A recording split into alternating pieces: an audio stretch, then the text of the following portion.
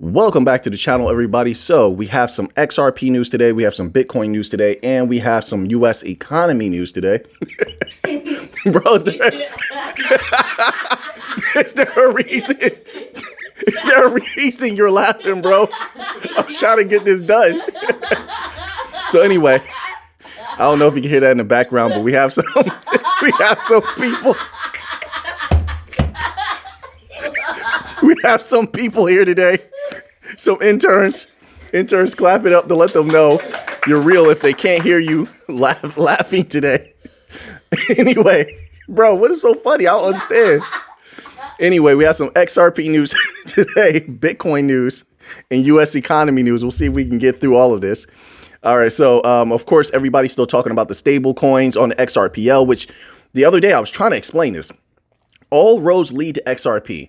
In the US, Ripple, because they want to remain in the US, they're still fighting the court battle, so they can't use XRP just yet. They need a placeholder.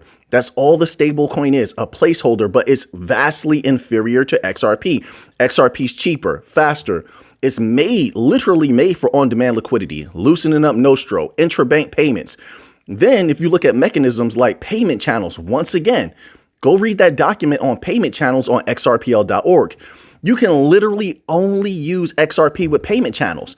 Now, when it comes to payment channels, and then you think about this, right? Make this connection. You have like 300 banks. That's what they report. I saw an article that said 400 banks. You have like 300 banks signed up to use XRP and XRPL at some point in the future, right? There's no guarantees, but let's say they actually do that.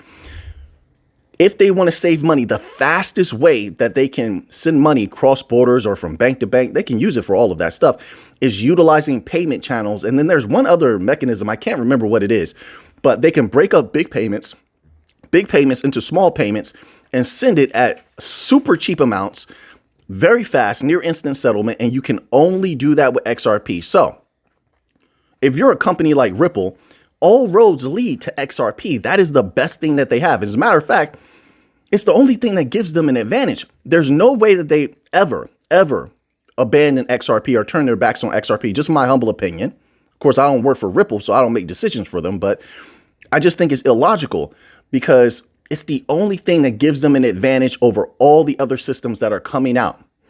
It's what makes them able to compete with other super fast, secure chains like Stellar, Algorand, Quant. It puts them at the top. If they don't have XRP, they would not be in the conversation. And I think they know that. So you don't throw out your best tool. But anyway, David Schwartz, he made a statement here on Twitter. And this is what he says about the stable coins and how they affect XRP. All right. This is what he says. It says, the idea is to get people using payment software that can settle with XRP. You see that? The stable coin is a gateway to XRP, just like I said the last 2 days.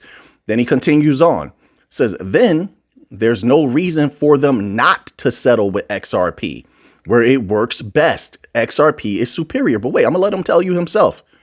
It says it will be kind of silly to try to get people to use a solution where it's inferior. There is nothing right now. You have equivalent. I say you have equivalents to XRP, and that would be, once again, like you have XLM, you have Stellar, XLM, you have Algorand, things like that.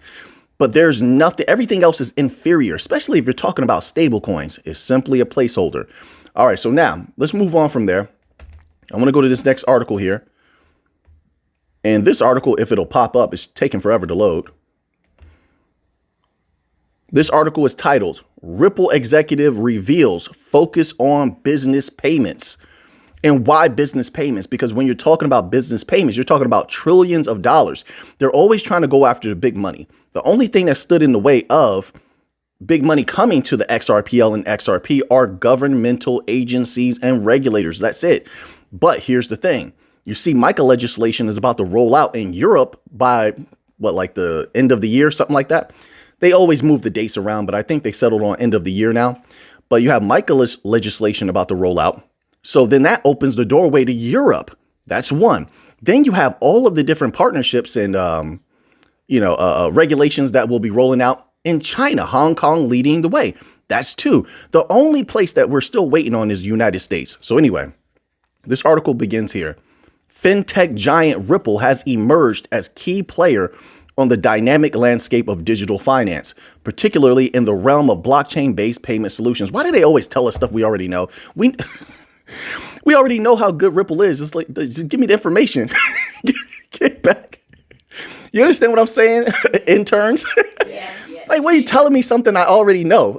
I don't get that. They do this every time. Anyway, in a recent response to tweets, Ripple CTO David Schwartz explained the company's sharpened focus on business payments, indicating a key strategic move. Well, first of all, I would say businesses need blockchain the most for securing data, moving payments quickly, payroll, and then just keep that in mind. Remember, it was years ago, Ripple was working on that payroll solution. They were the first. That's another thing. People don't give them their credit. Like, for example, Stellar recently got a lot of credit off of rolling out their Stellar disbursement platform, which is great, by the way. But one of the cruxes of what the Stellar disbursement platform can do is payroll. But who was the first to build a payroll mechanism on their blockchain? That was Ripple.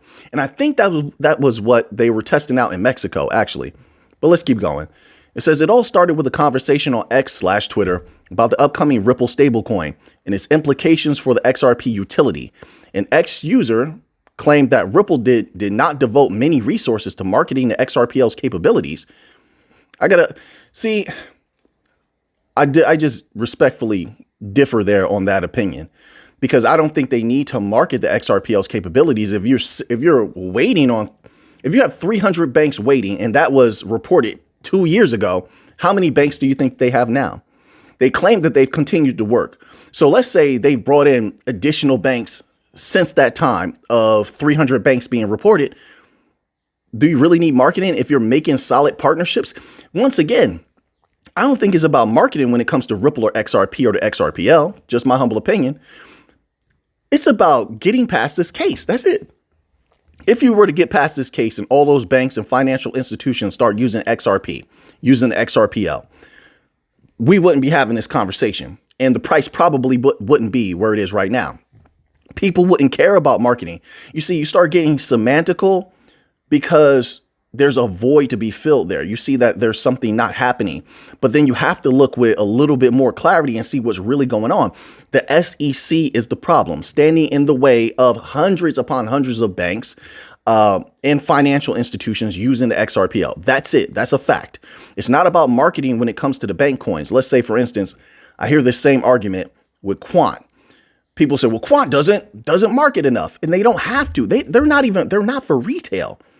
What they're going to do is make a phone call to an institution, set up a meeting. They're going to have a few meetings and they're going to negotiate. They're going to probably issue them some sort of test situation. They can test these things out, see if they like it or not. And that's how you close the deals. It's not about marketing. These are not for retail. Once again, using Quant as an example, they have relationships with hundreds of banks through LAC Chain, through SIA Chain, SIA Partners, Nexi. You can look that up really easily. And so when it comes time, theoretically speaking, Quant should explode in price. Not financial advice. I'm not a financial advisor, but they don't need to market. Do you need to market when there's literally a gateway and behind this gateway, there's trillions of dollars? I don't think you need marketing at that point.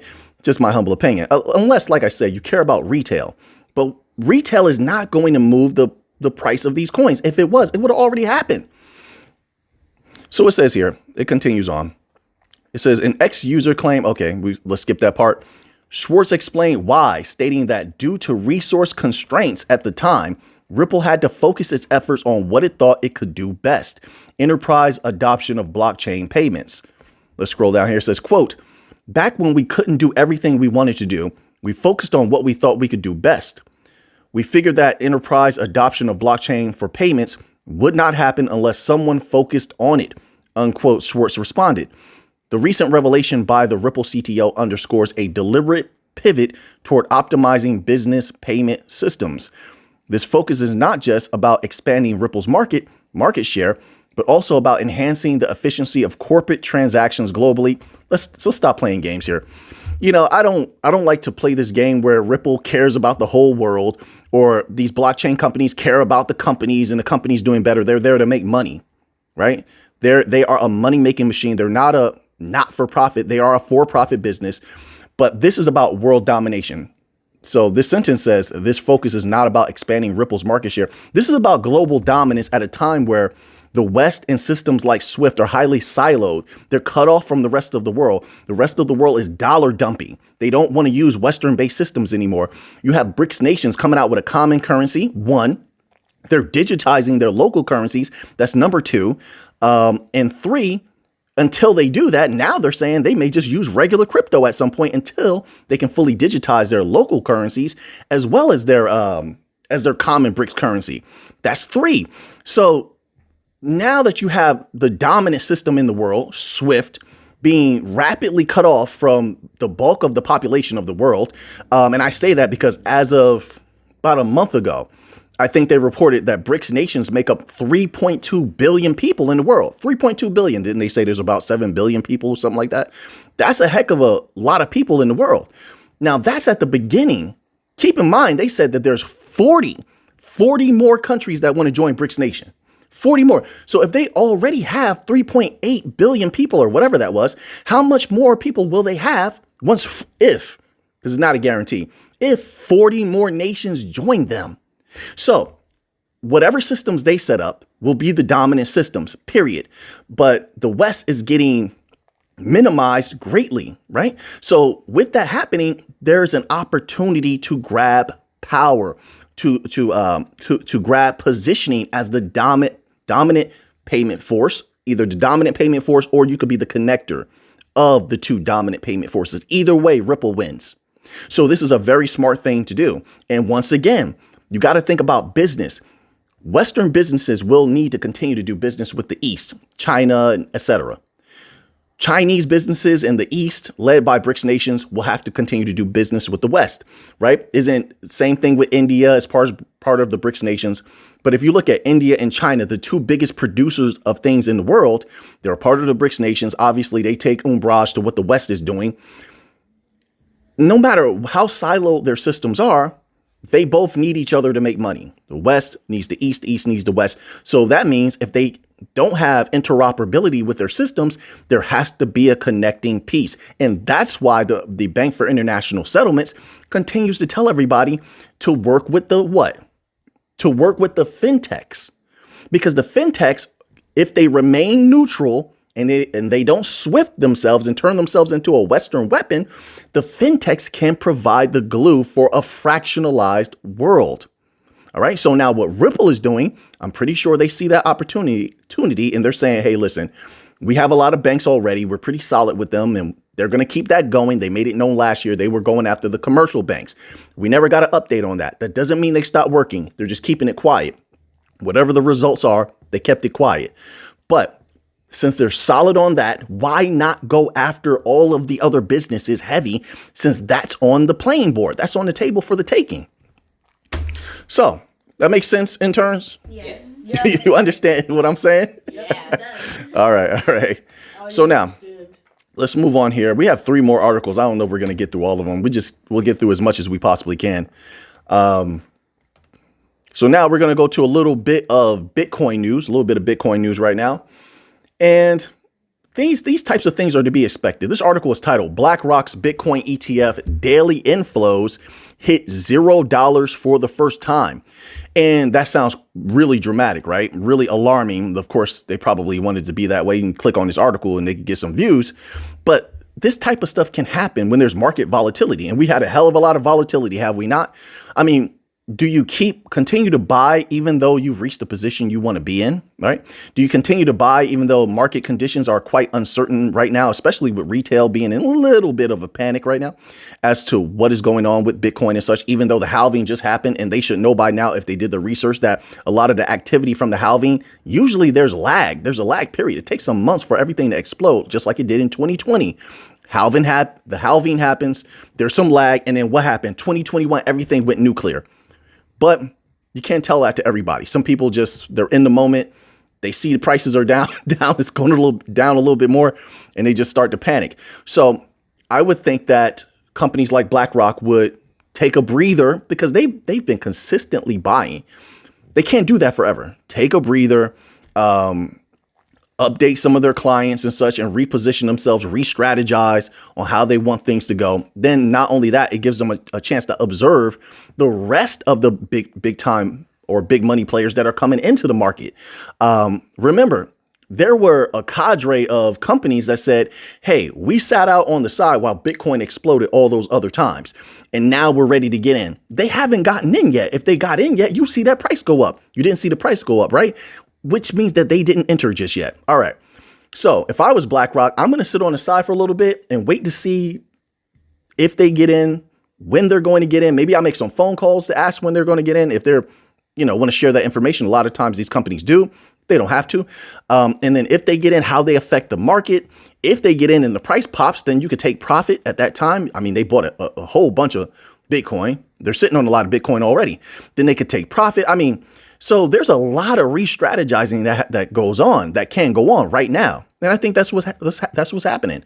But this is not unusual for an ETF to go to inflows of $0, during, sustained market volatility and a market downturn. Let me put that out there in particular. All right. So before I get on to any more Bitcoin news, interns, do you have any Bitcoin news? You have anything you want to add? Anything interesting going on in the markets? Oh, well, I did see that. Here, take the microphone real quick and let's just hear what you guys say. Okay. Well, I did see that whenever halving occurs. Yep. Yeah, whenever halving occurs, it typically, there will be some time, but then the prices will go up a whole lot. So I did notice that pattern, that there was that pattern there. Okay.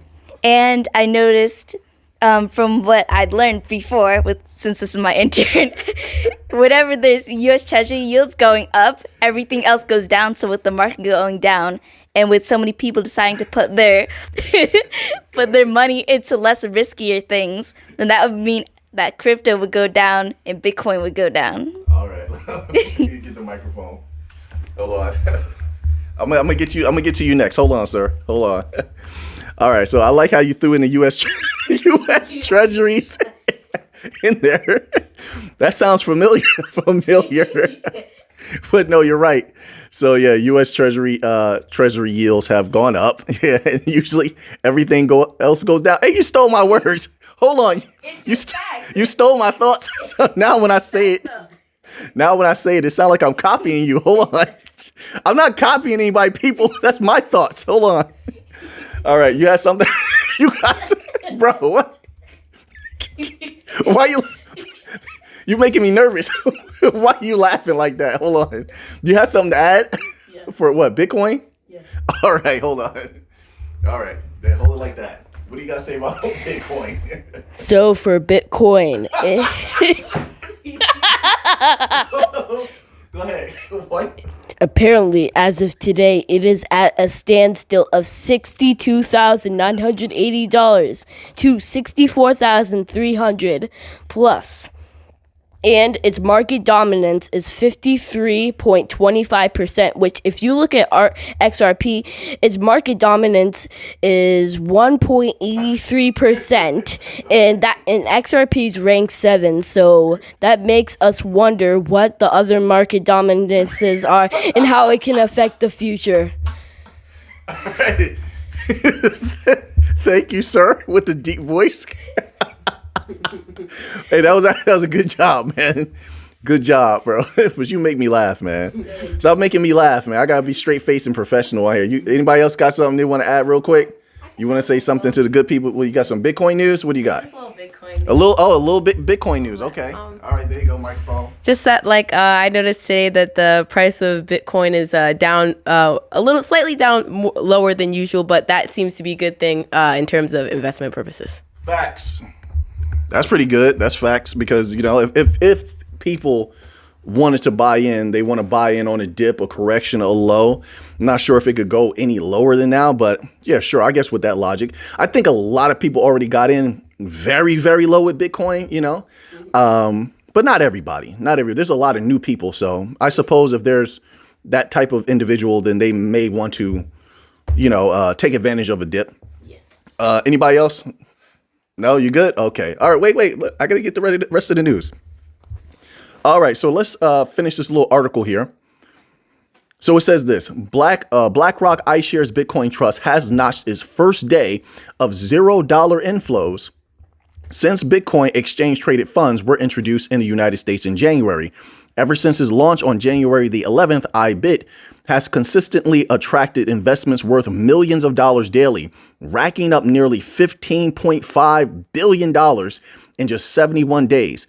The inflow streak ended for BlackRock on April 24th after it recorded $0 of inflows, but I already explained, like, that's not out of the norm. All right, for ETFs overall. You can look that up. All right, so now let's move on here. We're going to end off with this article. I have two articles actually about the U.S. economy, but let's just do this one here. This one is from Newsweek.com and it's titled 3 Signs the U.S. Could Be Heading for a Recession. I can't believe we're still having these conversations and they're still saying that it's not a recession. I'll tell you right now, I've been saying it for about a year and a half. We're in a light depression. You can see it everywhere that you are. The food prices, people can't afford apartments. The apartments pricing is the same as a mortgage rates, and not really mortgage rates going up. But then you have, I forgot what that, there's this activity going on where after a year, then there's more on the taxes because of the land or something like that added to people's mortgages. So then the people are interpreting that as their mortgage price is increasing dramatically. So people are having a hard time just staying in their houses, in their homes. Then affordability of living, you have that going on where the affordability of living is terrible. Wage growth slowed down to a crawl, but prices of everything else continue to go up. So, I mean, how is that not a recession? You know, they say the economy is booming. I mean, if you're going to talk about companies that are blatantly price gouging and saying, hey, we made this certain amount of profit, that's exactly why I say numbers do lie. They tell you the story of whoever controls the numbers, because that's not a sign that the economy is booming overall. You could say that the economy is booming based on a technicality, but what does a technicality do for the people? So of course, it will lead one to believe that we're either in a hard recession or a light depression. That's just my humble opinion. You could disagree. I'm perfectly fine with that. I'm not here to convince anyone of anything, but let's read this little tidbit here. It says, Gary Shilling, the financial analyst who correctly predicted the financial crisis of 2007 and 2009, said that there are at least 3 clear signs that a recession might hit the nation in the coming months. Every time I read something like that, it blows my mind. You have people living in vans until they have a culture that they call van life. And it's not because they want to. They can't afford apartments. But you're trying to tell me that a recession is coming? You have ghost job postings where you have people with bachelor's degrees and master's degrees applying to hundreds of jobs, but they can't get one, right? Because those jobs aren't actually available. Jobs are just making job postings to make it look like their business is doing well. Right? Like they can hire, but they're not actually hiring anybody. And sure, they'll run you through the process and that keeps HR, keeps work for human resources, but they're not actually hiring. You have all that going on, but you're going to say it's not a recession. It's not a depression. We're definitely in a light depression. Oh, and that's all of that. Take all of that in addition to the M2 money supply being at a level that it hasn't been since the Great Depression. The only time the M2 money supply is where it is right now is in a depression. Now that's numbers for you. But let's finish reading this here. It says, quote, leading indicators, indexes. I don't know why they wrote it like that. It should be leading indicator indexes. Maybe it's a typo. It says burn down for months and it's an invariable forerunner of recessions, unquote, Shilling told Newsweek. Quote, an inverted yield curve. We've talked about that before. And it has been inverted for months and is also an unfailing indicator, unquote, he continued. Well, at least this individual knows what they're talking about. It says an inverted yield curve happens when long-term interest rates drop below short-term interest rates. This in turn suggests that investors expect a decline in longer-term interest rates, something that has reliably proven to be an indicator of a looming recession. Well, the way the M2 money supply has been, we're definitely in a depression, but why do they go by what the Fed says? The Fed is, at this point, you should know, they're not going to tell you the truth. They're trying to keep their jobs. They have a lot of political connections. They don't want to look bad. You know what's coming up towards the end of the year. So, they definitely can't make any mistakes. I think that's another reason why they have to. They're probably going to have to do at least one cut this year. Not because they want to do a rate cut, because they have to save face, to appease the people. Simple as that. Purely political. But it says, quote, also, if you look at what's happening with the Federal Reserve, the central bank is not showing any great zeal to ease credit. And that's becoming more and more obvious, unquote, Schilling said. Quote, you start off the year with the expectation of 5 or 6 rate cuts. And I told you that wasn't going to happen. And it didn't. It says, and now we're down to 2 or maybe none. So there are a lot of things that suggest that the economy is not really in a rebound situation as most people had hoped, unquote. But the people here on this channel knew. They heard what I said. They knew that I said that wasn't going to happen. They couldn't go heavy like that. There's no way.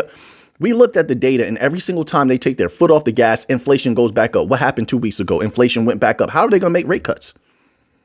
If they were to do what the people want them to do, it will be disastrous. And listen, I disagree on most things with the Fed, but right now what they're doing, I don't think they have any other choice, right?